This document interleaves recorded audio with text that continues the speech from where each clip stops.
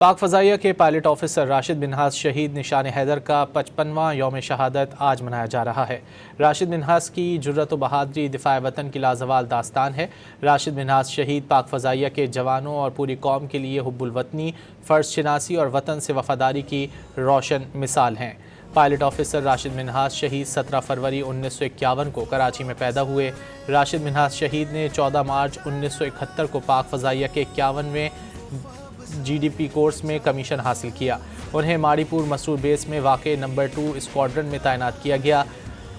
20 अगस्त 1971 को pilot officer Rashid Minhas ने तरबियती परवाज़ के लिए कराची के मसरूर एयरबेस से उड़ान भरी। Instructor pilot flight lieutenant Mutiur Rahman ने तैयारे को हाईजैक करके भारत ले जाने की कोशिश की।